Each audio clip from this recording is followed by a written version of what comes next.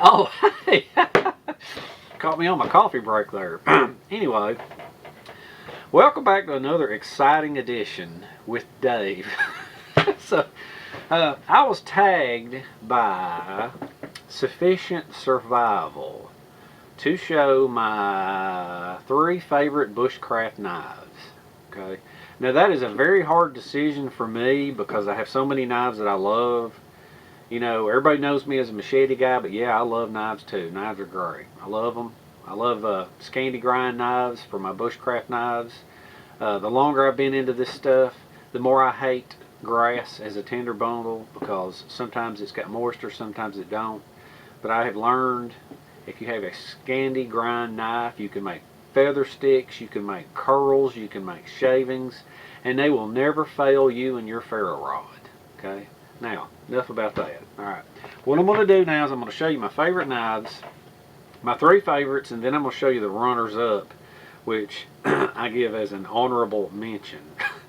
Okay, now to start with, I should safely say that any Mora knife from Mora of Sweden, it might be pronounced Mora, I'm not sure, but I'm from the south, excuse me. Any Mora knife is fantastic. That is my #1 pick. I love Moras. I love them. I love them. I love them. I can't say enough about them, okay? If you don't have a Mora, go buy one. There's no excuse to not have 1 or 10, okay? My favorite of all the Moras is the Bushcraft Black, okay? It comes in a Kydex sheath. I have it permanently attached with paracord to my favorite machete, my Ontario SP53, okay? Because this is the ultimate matchup as far as I'm concerned. Okay, it's got my favorite machete with my favorite blade. Now, the Mora Bushcraft Black is it's got a Scandi grind. It's a carbon steel blade. It has a medium soft plastic handle. Very good grip. I love it. I love it. I love it. I can't say enough about it. Bushcraft Black. You can also buy this version with a ferro rod attached to the Kydex sheath. Okay. Now, one thing about this Bushcraft Black, some of the other Moras, a lot of the other Moras, the backs of them are just as polished as the blade. Okay, which won't take a ferro rod. Personally, I like using a striker for my ferro rod, but this is already sharp on the back. Okay. Isn't it neat? Alright. Now that is my #1 pick. Okay. Where you at? There you are. Alright. That is my #1 pick. The Mora Bushcraft Black. Okay, that's my first choice. Now, my second choice, let me say this real quick. The Condor Woodlore, I know everybody's seen these, okay? There's a million of them out there, okay? You can tell it's got a really ergonomic looking handle, good comfortable handle, okay? Carbon steel blade, it's got a nice belly to it. That used to be my favorite until I tried the Condor Woodlore, okay? The Condor Woodlore, I have paired up, it comes in a black leather sheath, and I have paired it up with my Condor Warlock, okay? Now the cool thing about this, it has a micarta handle just like my Warlock, okay? So let's take a little closer look at this. Now, I will say, this is, when I first saw this, I was kind of thrown by it because the handle is just so straight. I mean, there's nothing ergonomic about it, okay? But after I got to using it, don't know what it is, I just love it, okay? You can see there's a huge amount of difference in the ergonomics of the handles between the Bushcraft, and the Bushcraft has a bigger belly in the blade. This is basically just kind of straight handled and straight on the spine of the knife. It's a carbon steel, got a Scandinavian grind. I love it. If you ever get a chance to buy one of these and use it, I promise you'll love it too. This is a great knife, okay? Alright, so that's #2. And like I say, I have it paired up with my Warlock. I love my Warlock. It's a good, that's a heavy chopper. It's a good machete, okay? Now, as I was thinking to myself earlier, there's different reasons to like different bushcraft knives. One could be price, one because like some people have, if they're custom made, they could be traditional, they could be sentimental value. So for number 3, mine is going to be my traditional Sami knife from Norway. Okay, I used to think this is pronounced Sami knife, but it's not. I'm pretty sure it's pronounced Sami knife. Okay, and it's the traditional knife of the Sami people, the Scandinavian hunters, fishermen, and reindeer herders, and possibly trappers. This was the knife that they carried. Okay, and it comes in a reindeer sheath. Okay, so let's ease down here and take a little bit closer look at it. Actually, a little closer. Okay, now right here there's the sheath. Okay, the way you get it out, the whole knife is the way I was told, is that you kind of give it a squeeze to get it out, and then you put pressure on the back side of the blade to keep from cutting into the sheath. Okay. Ooh, I had it backwards. That ain't good. Shows you how often I get it out. Well, oh, I feel like an idiot. Okay. This knife, it has a hardwood handle, has a brass pommel and a brass hilt. Okay, no finger guard. That is the traditional style of the Sami knife. Okay, this is made in northern Norway. Let's see if I can get a name of it.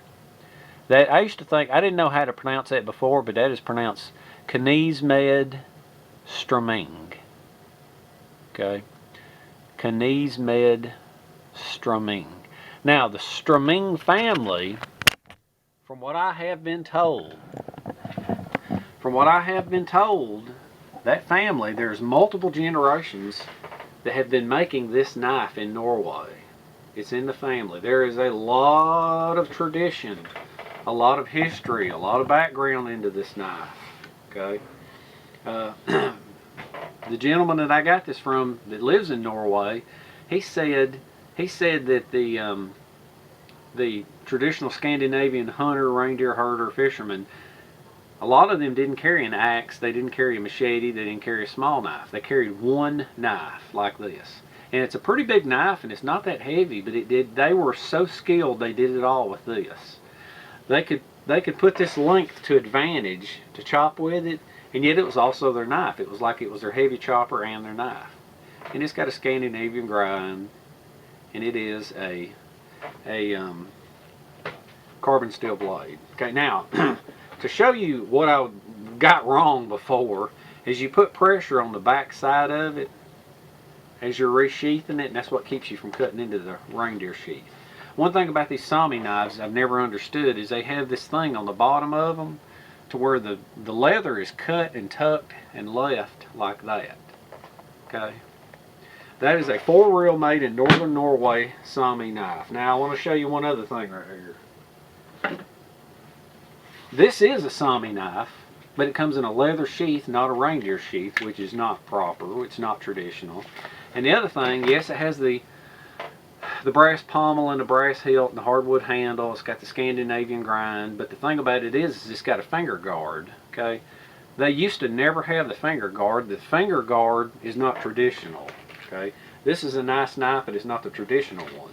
Okay, now let me run down real quick a couple of the runners up for favorite bushcraft knife, because I showed you my 3 favorites. The Condor Bushlore, of course.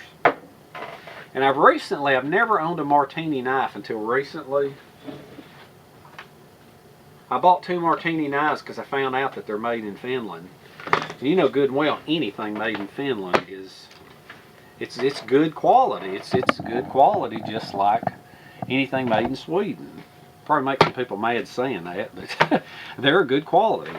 I have the Martini Big Game Hunter. Okay. It's got a blood groove in it. Okay, got a finger guard, but it does have a Scandi grind. It has a beautiful, beautiful Scandi grind. This is a fantastic Woodlore. This thing will make feather sticks like a dream. Okay, right here, this is the Little Basic. Very, very small knife. I got this one because I was going to attach it to a machete. Every one of them's got the Martini name on the handle. You can kind of see the difference in them. Okay. I'll show you real quick the difference in size on, let's see. This is just a common Mora here. And I'll show you the difference in the size of these two. See? It's a good bit smaller. Very small knife. Good knife. Okay. Now, one more runner-up. Condor used to make the Bushcraft Basic. They used to make a small, medium, and large. Okay. The small they quit making. The small comes in a tiny leather sheath, and it has more blade than it does handle. This little bitty tiny jewel, you can so much control it and put your thumb behind everything you got. You make great feather sticks. You can pair that up with a ferro rod, and that is a wonderful backup fire kit. Alright, we're at 11 minutes. What I'm going to do now, I'm not going to spend the rest of the day hanging out in here in the gear room with you. What we're going to do is I'm going to grab my two favorite machetes with the two favorite knives, and I'm going to grab the Sami knife, and we're going to run out into the woods and spend a little bit of time in the woods. And I'm going to make something that I mentioned a long time ago in a video. It's a type of cook set called the dovetail wishbone. Okay, so, and I'll show a few close-ups of these knives carving and whittling and notching and things. So, all right, let's. I'm gonna pack all this up and we will head out into the woods. All right, we're walking through the woods finally, and what we're going to do is we're going to have a little bit of fun with our knives and our machetes. And what I'm going to do is I'm going to show you a real cool cook set. And I've never shown it before, and it's really a fun bushcraft project. And what it's called, I mentioned it in a video before, and what it is called is the dovetail wishbone. Yeah, it's a stupid name, but I didn't name it. Now, this setup is a very fun, it's a fun bushcraft project. It's pretty cool. It's going to be great for carving and whittling chores, and kids get a kick out of it. So, it's not going to make a whole lot of sense while I'm cutting it and carving it, but each piece at a time I'm going to try to explain how it's carved. And like I said, a piece at a time, it's not going to make any sense, but once I get it carved and it goes together, you'll understand it completely. Alright, so let's find a spot and get to carving and a whittling. Alright, this right here looks like this tree will do pretty good. So what I'm going to do, just like I always do, because I don't like my stuff on the ground, I'll strap up here on the tree, if I can. That's what I like about these Alice packs, is they got these places here where you can strap up.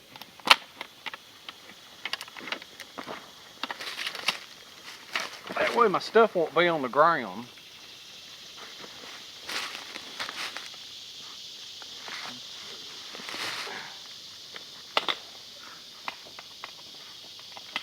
Alright. There we go, good, nothing to it. Alright, now, pull this out. Get rid of these gloves. Gloves is good to keep away, ward off the mosquitoes and poison ivy and thorns and all that kind of stuff. Alright. This is my new Coyote Alice pack. It's not genuine military, but I wanted to give it a try. Sometimes you just gotta look cool. Match your clothes. Alright, what do we have in here? Alright. Bushcraft Black. Condor Woodlaw. And my Sami knife. I'll just take turns with all of them. Let's start out with, I'm going to start out with the Woodlaw and the Warlock. And I may need a saw, so I'm bringing my saw too. Yeah, I brought my Silky Pocket Boy in case I need that. Because actually, if the tag was not my 3 favorite bushcraft knives, it would actually be if it was my 3 favorite bushcraft blades, then it would be a knife, a machete, and a folding saw. I rarely carry an axe because most of your accidents happen with an axe. So, all right, let's go find a spot. All right, I found a nice spot here right behind me. What it is, the woods here are real thick, so I'm just trying to do the best that I can. But what it is it's a stick. It's a stick that's leaned up against a tree over there. Okay, and so what you want to do is you want to find an area where it goes down to the ground, and you want to stand in front of it, and you want to measure, which is going to be, let me move you over. What you want to do is wherever your intended spot where your fire is going to be, you measure. And right here, this is measuring up to right below my pocket. Okay, so for right now, I'm going to leave it at that, and we will go and cut a piece that is the height of my pocket, and then I'll show you what I'm going to do. And I'm starting out with the Warlock and the Woodlaw. Got it strapped on. So let's go find a tree and get this thing going. That makes no sense so far, but the rest of it will make sense as I go along. All right, I think I found what I need over here. This long stick that's just laying right over here because it's up off the ground, it's dry, it's a piece of hardwood, and it's got a crack in it. The crack is key. You'll see why in a minute.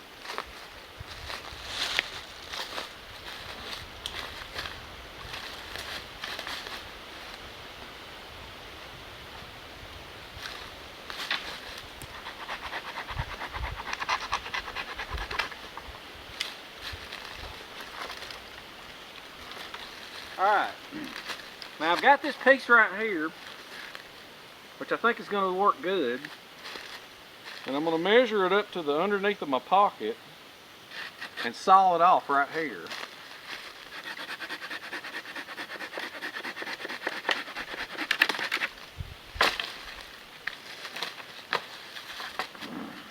Alright, get up under here.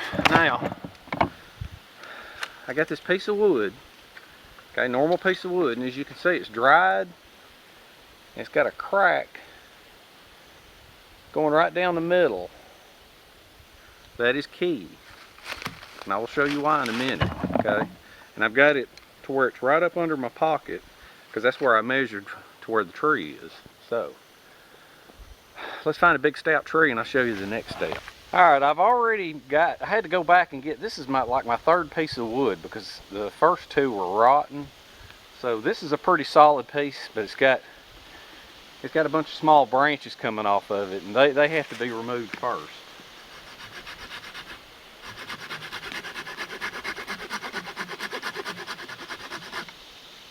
Before I can show you what to do, okay? Now, this is the kind of stuff that just happens in real life. All the wood that you find out in the woods is not necessarily always the best, okay?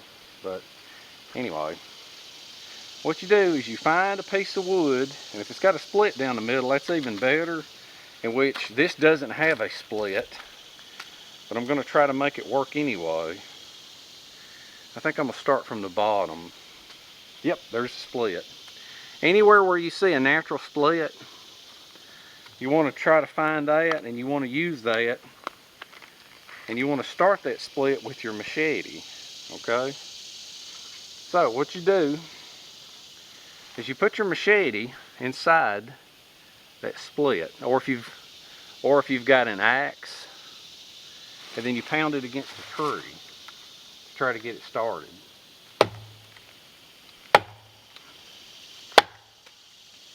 All right. Now once you've got your machete started, lean you down. Basically what you're trying to do is you're trying to get the wood to cut in half without splitting it. This is not an easy task. So instead of batoning it, what you want to do is you want to try to wiggle it as best as you can. You may get to a knot, you may get to a point to where it won't do it. So you can hear it splitting.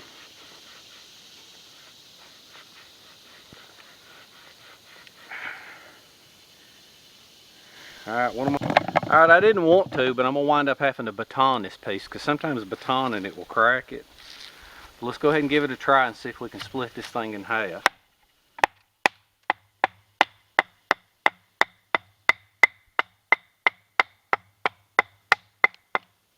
Alright, see now it started splitting it off to the side, which ain't good. So what I may have to do is just carve every bit of it. Carve every single bit of it to where I got a half a stick. I hate to do that, but you know, I had the good materials at home, but I didn't want to just show a finished setup. I wanted to show it being built in the woods. Yeah, I think this will work.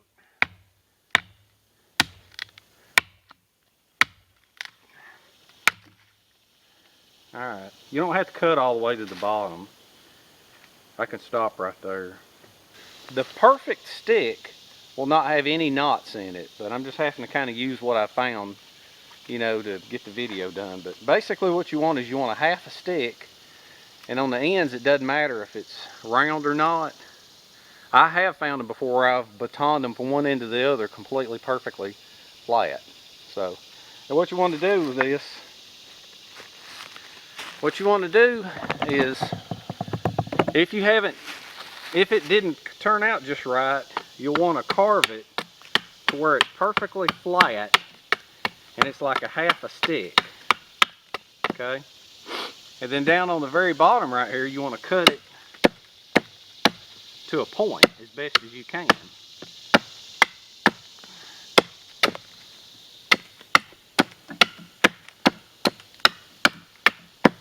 Okay, take the other end. You see what I'm doing here? Ease this down a little bit more. Then you want to carve the other end to a point. It can be kind of a rough point. We'll carve it up later with a smaller knife. We're just kind of hacking around with it right now. Alright. Since this has knots on it, the next thing you want to do is you want to choose one side of it and you want to cut it at an angle. Okay? So what I'm going to do is I'm going to rough it in with my machete, and then I'll carve it up nice and sharp with my smaller knife.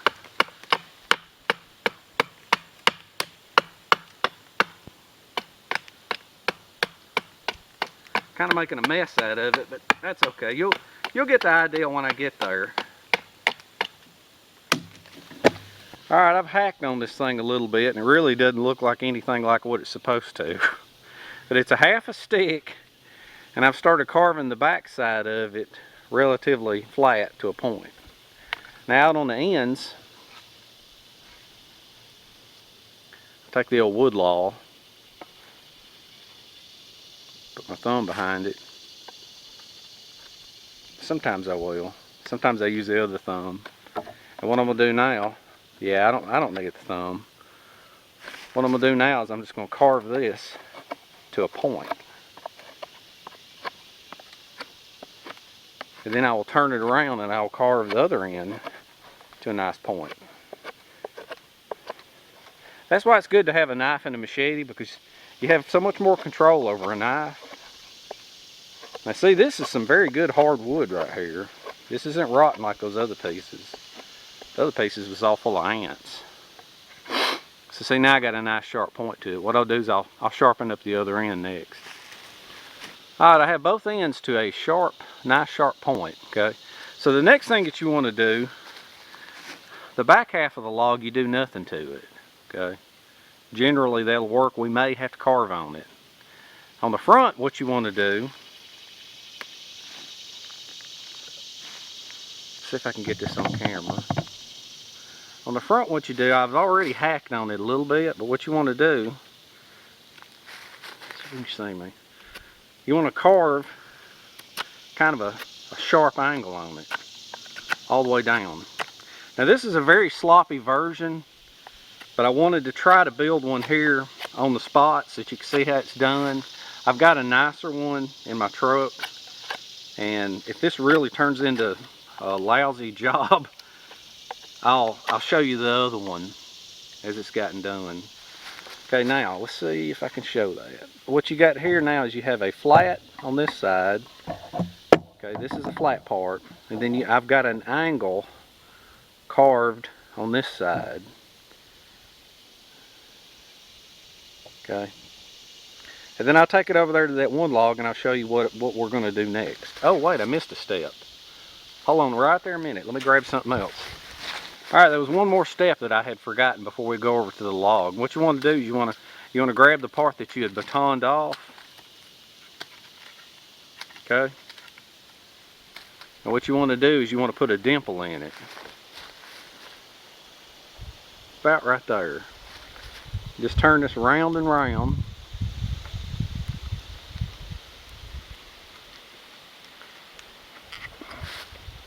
Hard to pay attention to not cutting myself and getting it on camera.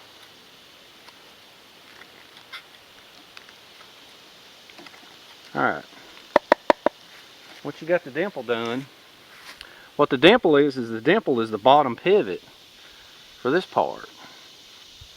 Okay. Now I'm going to take the whole set over there to that log and I'm going to show you how this part's set up. Once this is set up properly, there's only one part left, and that's actually the hardest part to carve. So I found a perfect, it's a wishbone shape, fork stick. That's where the name wishbone dovetail comes from. This is the dovetail, that's the wishbone. Well, actually there's a dovetail cut into the wishbone. Enough small talk, let's go set this up. Now for purposes of filming, I have actually found a much better tree that has a little bit more of a clear of an opening. So we're going to work over here, okay? So the first thing you want to do is you want to take your stick, okay? You got to determine the top and the bottom. Most of the flat will be the top. And you want to put it over here at your tree, and you want to try to find a spot to where it's reasonably level. Okay. What you want to do is you want to mark a spot up here. Okay. And once that spot's marked, you want to cut kind of a divot in it, kind of a flat.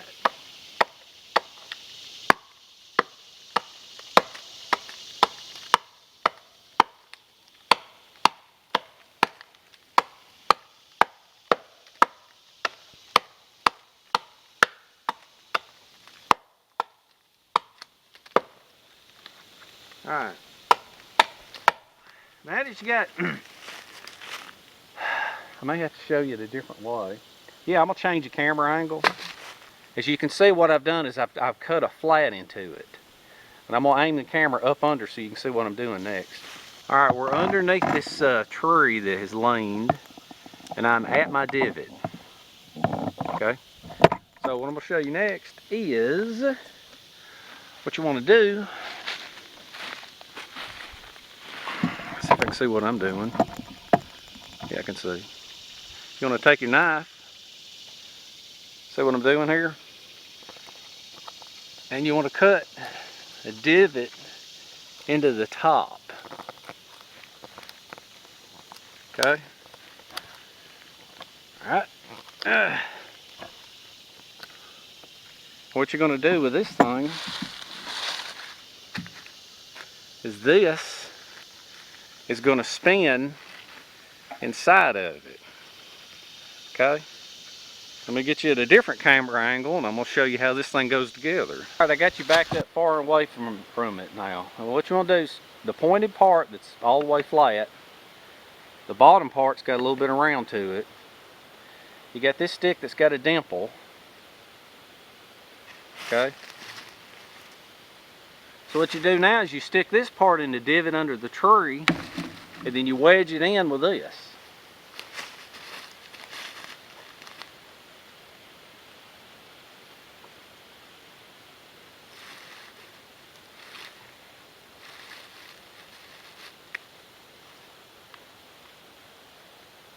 And see, that's absolutely perfect right there, because what you got now is you got your flat stick.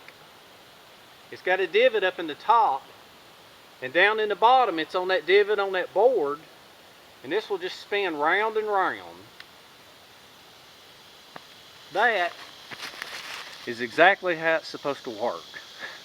As long as I don't screw up the other part, we'll be good.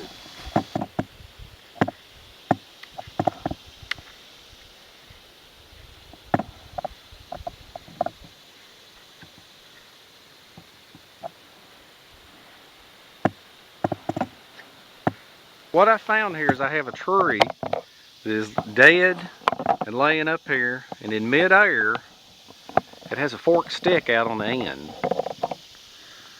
See how it has a fork? That's absolutely perfect. Perfect, perfect, perfect. Now sometimes these things work better green. You can do all your chopping and your carving with them.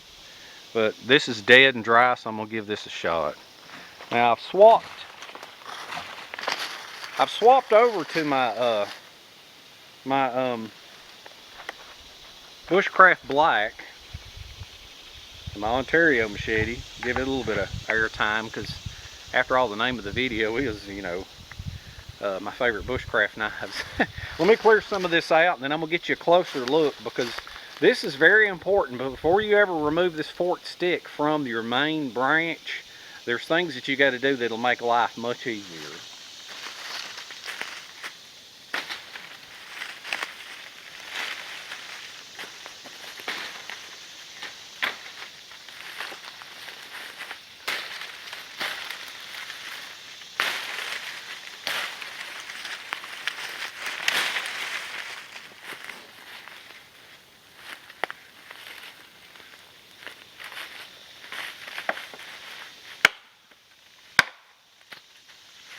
Alright, I got the branches out of the way. Now what we're going to do, to keep from screwing this up, I'm just going to go ahead and break the saw out and show you the first part of it. Okay. The first part of it is what you want to do is, I believe you want to take the thinner of the two. Okay, save the thicker for this other part. The thinner of the two, what you want to do is you'll want to take the saw, okay, and let's say you're going parallel. You want to take the saw and you want to lean it back at a 45-degree angle. Okay, sun's hitting everything. All right, you want to saw in.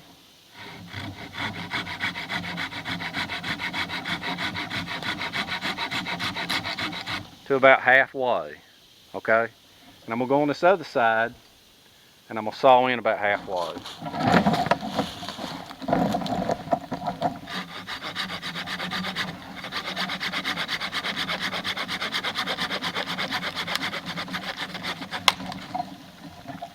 Alright.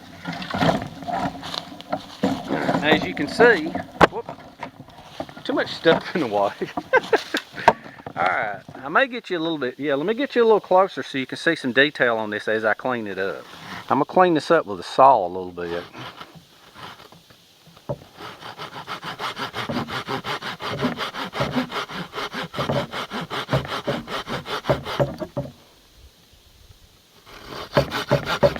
Alright.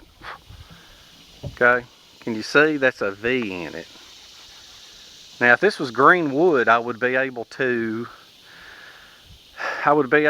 carve that out, clean it out with my knife. I'll be doing, unfortunately I'm going to wind up having to use a saw more on this. This is the fork, okay? What you want to do is you want to move straight up, and you want to move back the full diameter of your upright that you cut, okay? And you want to do this. You want to take your saw, lean it back, and start sawing.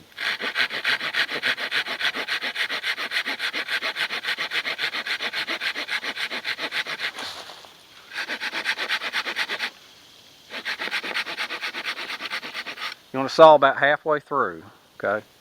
Then you want to make a series of cuts that are about halfway through.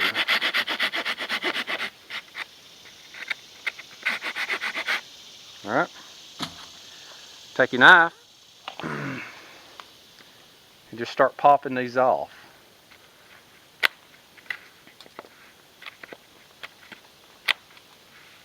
Okay.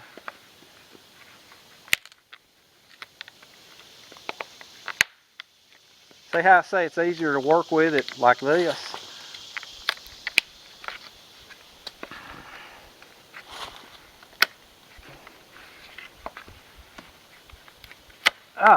Alright, now here comes the hard part. You want to baton up into your dovetail. Wait a minute. Something's in the way. There you go. Got the old Bushcraft black. You want to lay this up inside here. And there you go. And so what you're going to want to do now is you're going to want to carve inside here. And what I think I'm going to do is, since I've got the basis for it done now, I think what I'm going to do is I'm going to go ahead and saw the whole piece off. You want to come back here good ways. Can you see where I'm at? You want to come back a good ways from your dovetail so that you've got some length here. Then we come over to there. Let's see, about here. Alright, then you want to saw this off.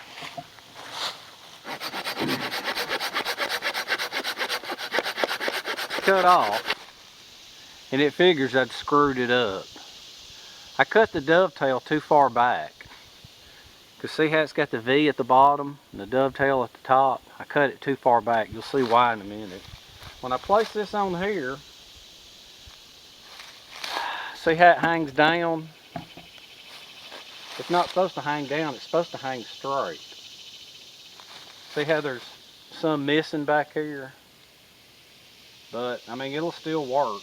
But what you got to do now is, you have to carve this part here to match a little bit better, because you never saw it perfectly right.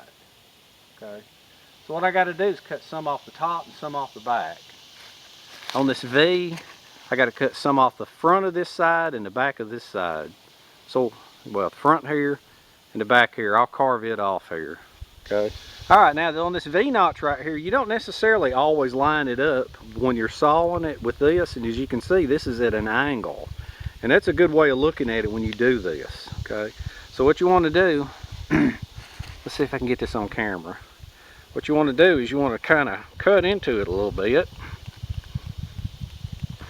Kind of hard to get all this on film and watch it without cutting myself. But you're just recutting your V so that it's in line.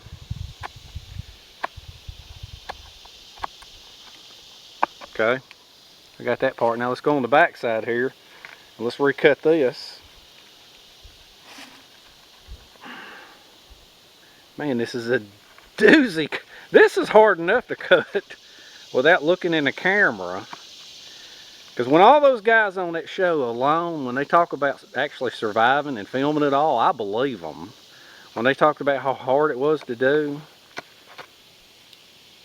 Alright, now that I've got that done, okay, right here, on this part, see the dovetail part? Which I have cut about 1 inch too far back. I'm sorry, but you'll get the basic idea. But what you want to do with this is you're going to want to just kind of carve up into it. Okay? Because you can't saw the depth of it right every time. So then that's when you fine tune it with a knife. And I'd be afraid to do any kind of fine tuning with a machete, because it's dried wood and you may crack it. It's already got a big crack in it, but you want to put a nice V in it. I'm not going to put a whole lot of effort into it because, like I said, this ain't cool. This ain't set up right. I do have a mini version of it that I'll show you real quick to show you how it should properly look. Okay. Since I have a smaller working model of this thing, then I'm going to go ahead and try to repair this, because this is supposed to be standing straight out. So what I'm going to do is I'm going to cut another notch in here And I'm going to cut this part off so this thing will stand straight out. So, you know how the idea is supposed to be. You've got your dovetail here and you've got your V-notch here. So I'm just going to go ahead, I'm going to bring everything forward and try to recut this so that I can show you what it's going to look like properly, okay? Like I said, this is real life. I screw up, I leave it on film. Alright, as you can see, I went ahead and I got lucky and I had room for an extra notch. So what I'm doing now is I'm going to saw this thing off shorter, and I'm going to hope it's going to work. It's a good thing I cut it extra long to begin with.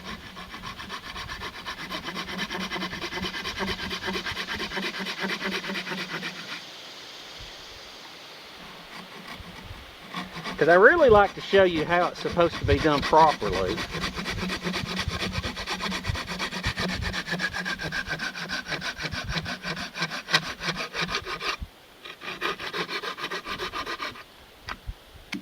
Alright.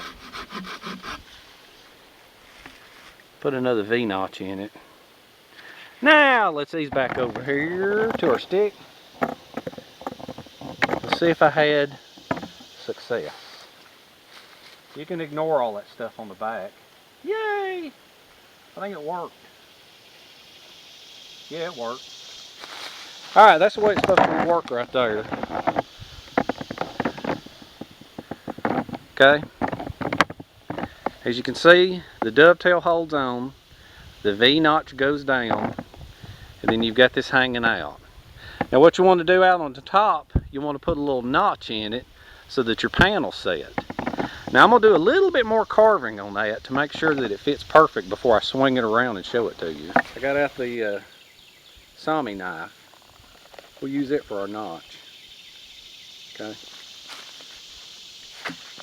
What I'm going to do is I'm going to put a notch right out here on the end.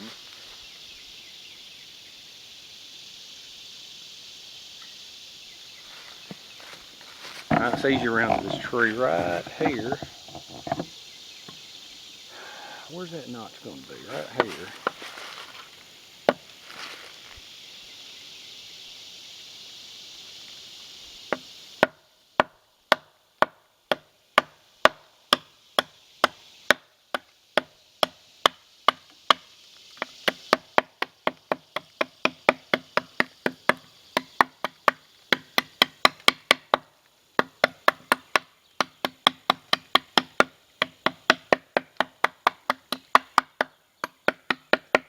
Alright, now another thing that I wanted to do is I wanted to take a little bit off the bottom of this dovetail right here.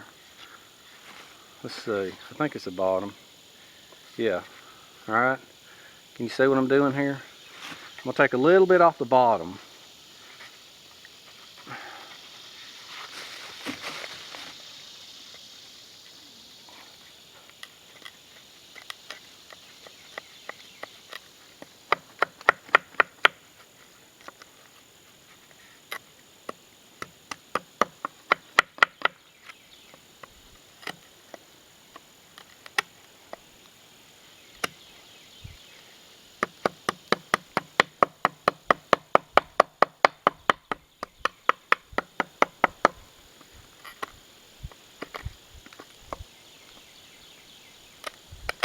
Alright, that ought to do. Now let's hang it back up. I'm going to go get my pot out of the bag. I'm almost out of battery.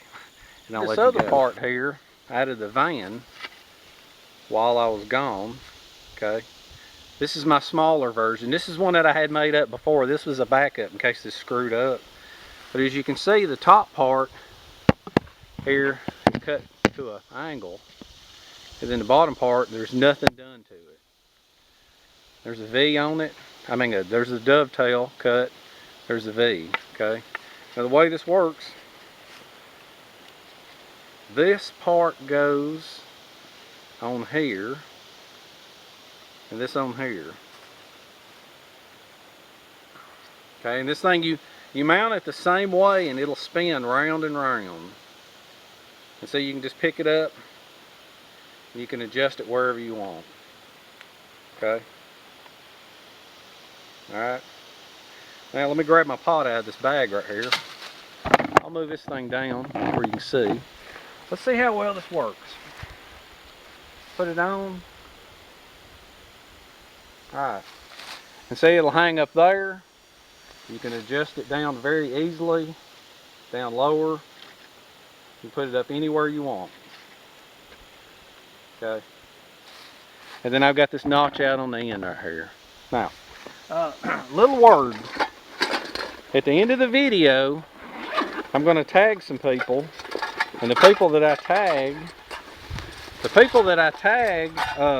if you want to make a video, go ahead and make a video showing us your 3 favorite bushcraft knives. Okay? If you want to make a video, that is wonderful.